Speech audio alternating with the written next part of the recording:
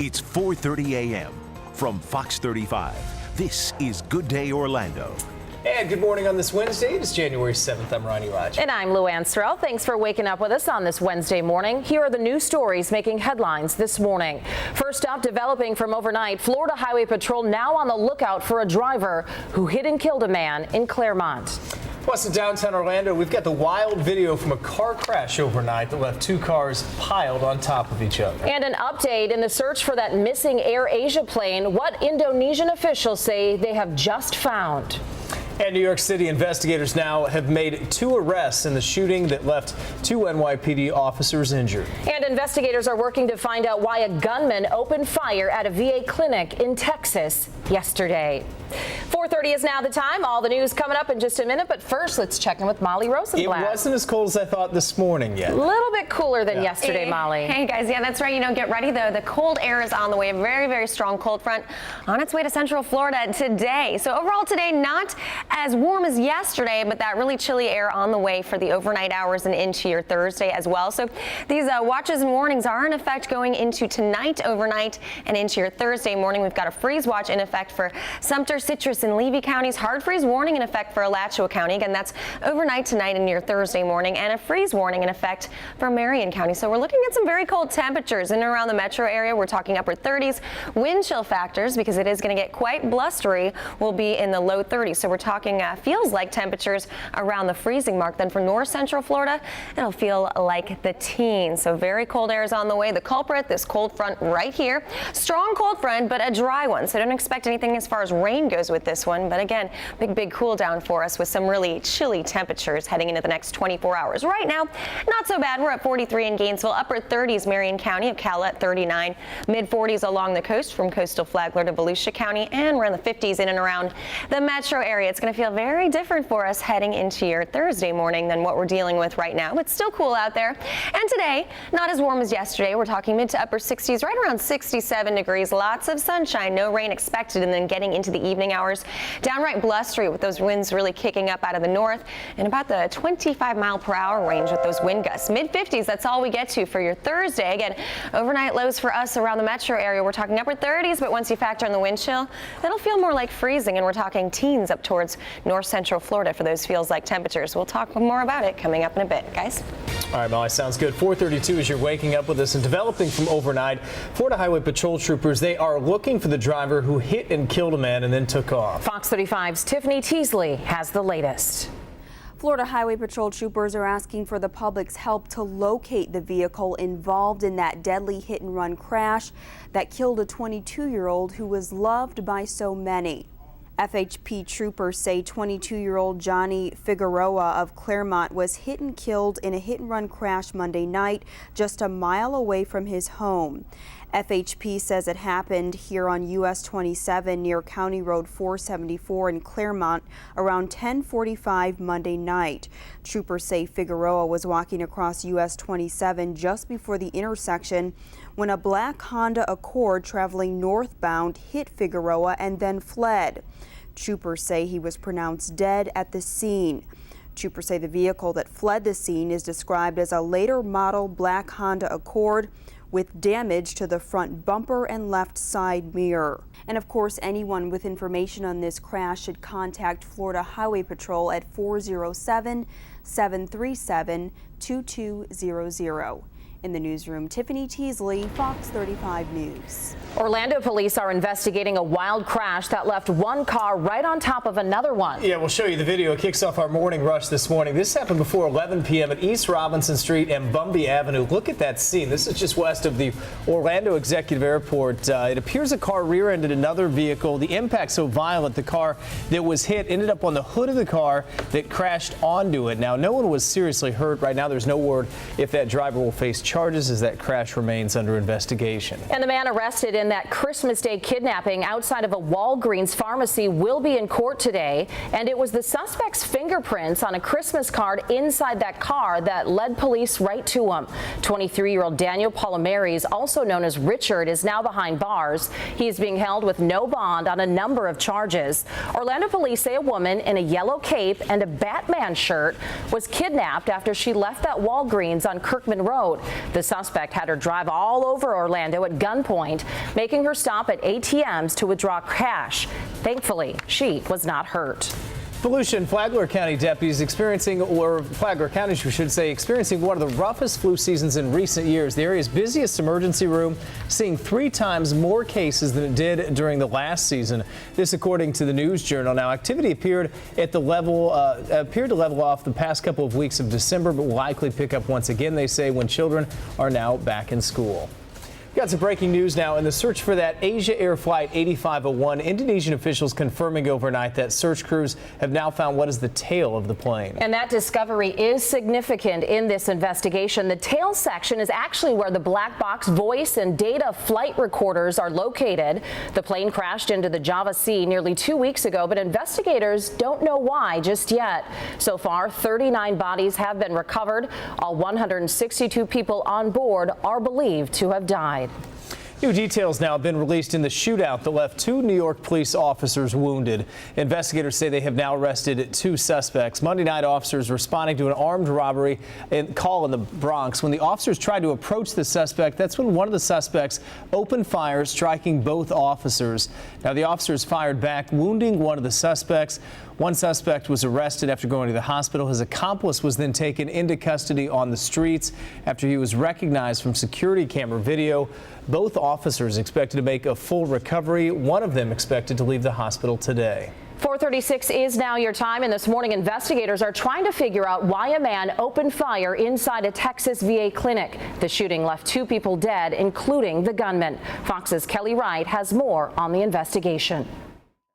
The alleged shooter is dead, and we have 1 casualty.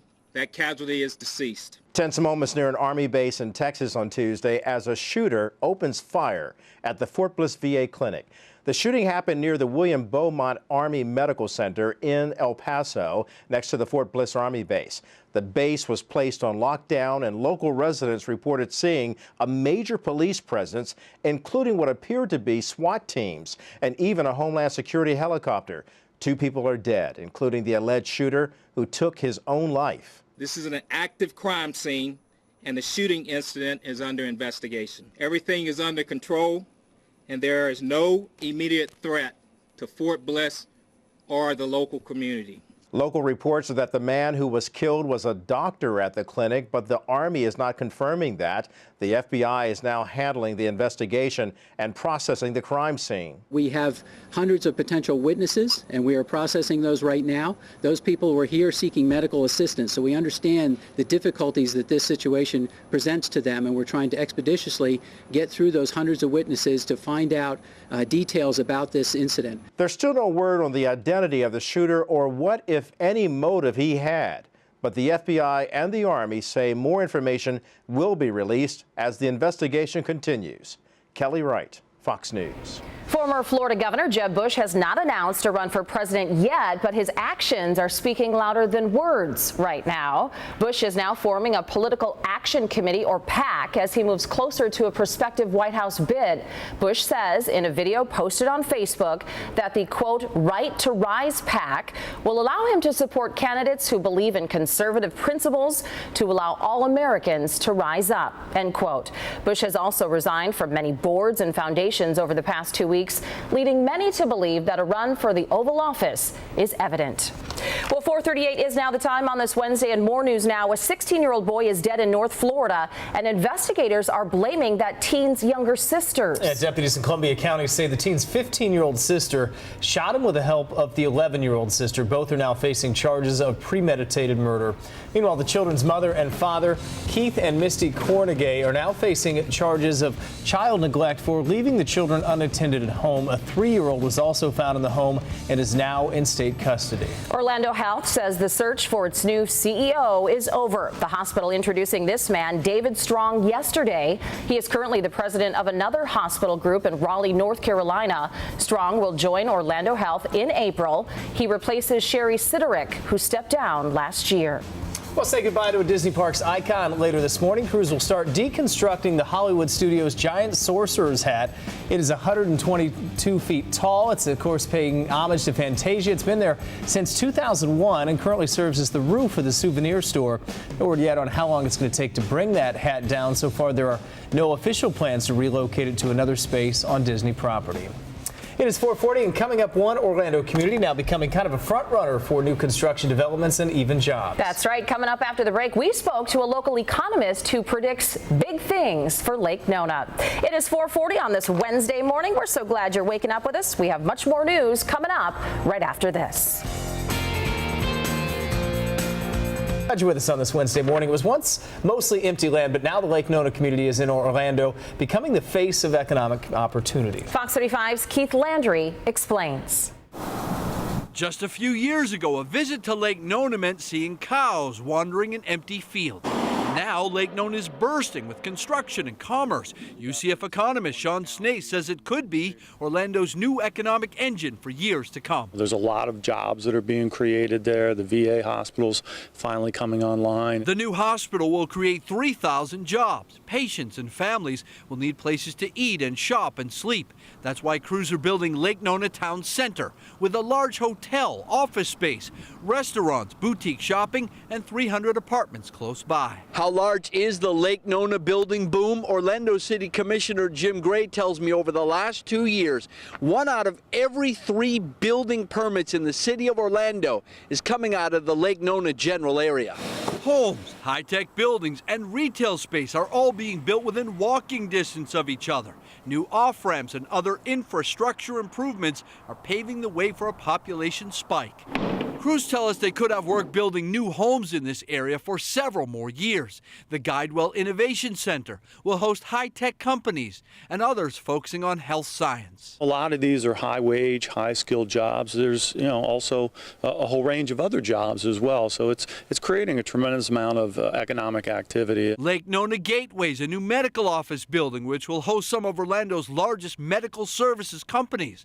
This budding medical city developing one of the hottest sectors in the U.S. economy. A whole range of professional, white-collar, educated people are going to be working in these facilities, and consequently they're going to be spending their money in that part of Orlando and really throughout the region. Snaith adds steady growth at Lake Nona could pump hundreds of millions of dollars into Orlando's economy over the next decade. Keith Landry, Fox 35 News.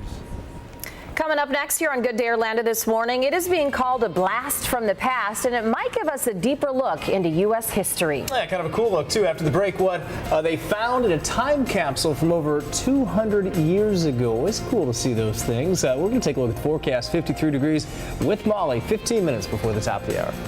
Far, things are looking good, not feeling too bad. 53 degrees, just a few degrees cooler than it was yesterday, but the big cool down comes tonight I was into tomorrow. Colder today, yeah, I was too. Looking at Molly's forecast, I think we'll definitely get that going to need a jacket, tomorrow. Well, we're going to check in with Molly coming up here in just a few. Right now, I want to get to names to know. We have John Boehner and the city of Boston.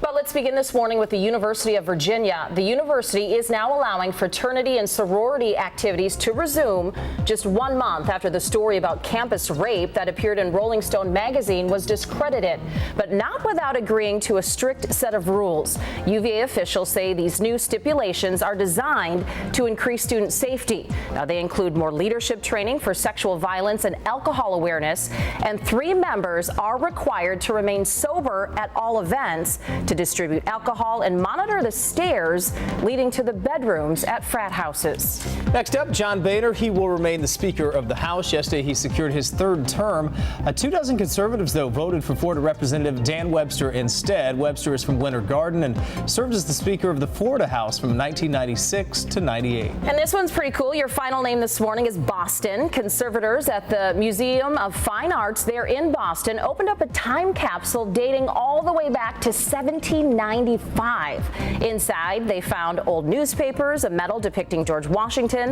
a silver plaque, and 24 coins. One of them, get this, from 1655. That's cool. I wonder how much that's worth. Well, the capsule was found in the cornerstone of the Massachusetts State House, buried by Samuel Adams and Paul Revere. I was going to say, it seems like you'd want to open it 200 years later. I don't know if they knew it was there or they just kind of stumbled upon Otherwise, it. to me, 200 years seems like a good time to You're fix right. it.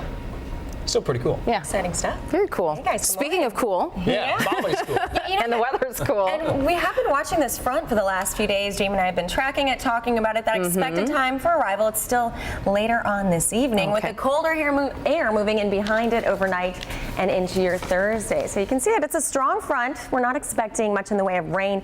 Really nothing in the way of rain with this system. It will be dry, but check it out right behind it. Atlanta at 35 degrees currently, and we are in the 50s, 34 in Dallas. So really chilly air, and we'll take a look at those national temperatures, but we're talking about a big cool down right now. That Arctic air, all part of the system up towards the upper Midwest. 6 below right now in Minneapolis. Just be glad we won't be that cold. 5 below in Bismarck, 7 in Omaha, and 20 in St. Louis. A whopping 3 degrees right now in Chicago. So that chilly Arctic air making its way down south, and we do have freeze watches and warnings going into effect tonight and into your Thursday morning. Freeze watch for Sumter, Citrus, and Levy counties. Hard freeze warning for Alachua County, and a freeze warning for Marion County. So we'll talk about just how cold those temperatures will get. We're talking temperatures in the mid-20s around Gainesville, Alachua County, with those feels like temperatures, because again, those winds really kicking up for us out of the north once that front pushes through, with your wind chill factors in the teens. For us, we're talking upper 30s across central Florida overnight tonight, with feels like temperatures at the freezing mark or below. So a very cold air mass on its way behind that front, but today not too bad. Definitely cooler than yesterday. Your AccuWeather hour by hour forecast: 60 by 11 a.m.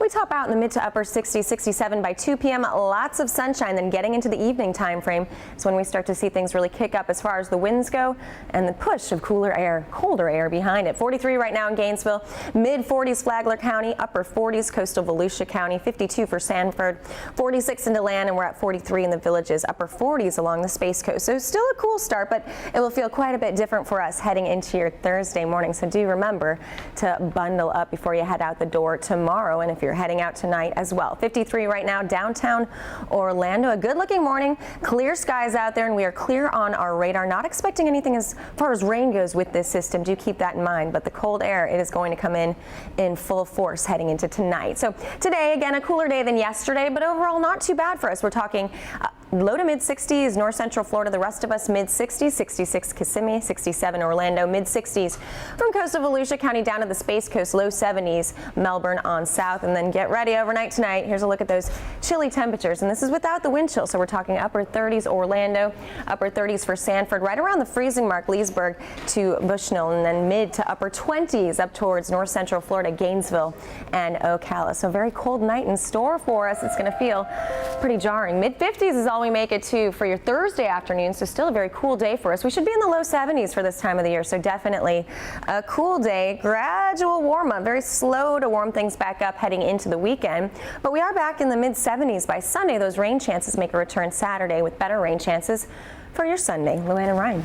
Molly, thank you. 4:51 is now the time, and time now for some sports news. Good news for FSU. Heisman winning quarterback Jameis Winston may stay in school another year. Yeah, we'll see. Winston might be considering staying at Florida State instead of entering this year's draft. This according to Yahoo Sports. Winston is, quote, seriously considering playing another season of college ball.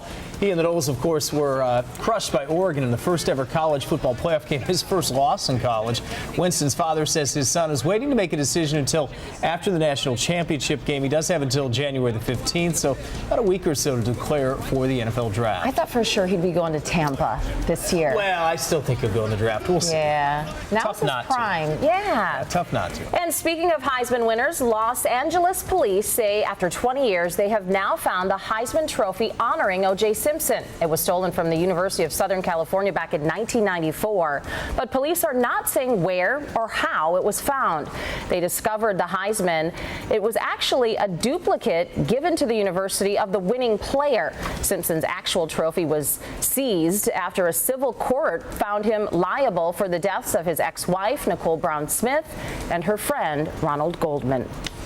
Orlando City's full Major League Soccer schedule for 2015 was set to be released tomorrow, but fans can check out the home slate early thanks to Ticketmaster, believe it or not. According to our news partners at the Orlando Sentinel, it was leaked early by the site after fans posted images of the schedule of games. Orlando City will be playing those games at the Citrus Bowl this season. We do know the first one's going to be televised. We'll give you much more. And, of course, all the games you can see here on our sister stations. That's right. And your Orlando Magic are on the road tonight, traveling to the Pepsi Center to take on the Denver Nuggets.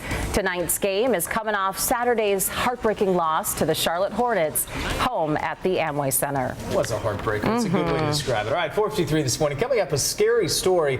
It's out of our nation's capital. 8 children turned out of a city bus and right into the cold. Yeah, kicked them right off the bus. Coming up after the break, why those kids actually had to go to the hospital. It is 4:54 on this Wednesday morning. You're watching Good Day Orlando. What is a story that would shock all parents? 8 children, all of them siblings, treated for hypothermia. This after being kicked off of a city bus on a cold, snowy day. Yeah, it's hard to believe, but it happened in Washington, D.C. yesterday morning as those kids were trying to get to school. The children were discovered by some Good Samaritans on a doorstep. They were cold, wet, and shivering. According to reports, the kids were allegedly thrown off the Metro bus because those buses went out of service. The neighbors who discovered the kids took them to a local hospital for treatment. They said they got on the P6, they kicked them off. They got on the G8, they kicked them off. They got on another G8 and they kicked them off. They said they were going out of service, but I'm like, you have little small children on your bus. You cannot do that. Wow. Well, all the kids are expected to be just fine. They have since been released back to their parents. That is disturbing. Well, imagine not having to worry about renewing your driver's license or even driving your car at all. One of America's biggest luxury car makers is now planning to build a self-driving car. Fox Business Network's David Asman has the details in Fox Means Business. Looking for a job? Well, then head to the Northwest. A new survey naming Seattle, Washington as the best city to find work this year. The report measuring things like opportunities and employment growth. And in case you're wondering, San Bernardino, California, ranking dead last for job seekers. And those plunging energy prices starting to pound jobs at one steel company. U.S. Steel says it's laying off 750 workers at 2 plants that make pipes used in oil and gas drilling. Also talk about getting trapped in gridlock. A new report showing Americans sat in nearly 1.5 million miles of traffic jams during their afternoon commute last year. That's enough to travel to the moon and back 2.5 times. Mercedes is hoping to make your commute less stressful one day with its self-driving concept car. The electrical-powered vehicle has rotating seats and LED lights informing other drivers and pedestrians when you're stopping. No word on when it will be available or how much it will cost. That's business. I'm David Asman. All right, coming up with the 5 o'clock hour, much more still ahead now. The man accused of kidnapping a woman on Christmas Day will be in court this morning. We're going to go live to the Orange County Courthouse. New details on how police nabbed this suspect. Plus, we're following breaking news as well. Officials in Indonesia saying they have found more wreckage now from that Air Asia plane that went down. Coming up, we'll tell you about the new discovery and what it means for the search. And Jamie King's going to join us as well. Take a look at the forecast.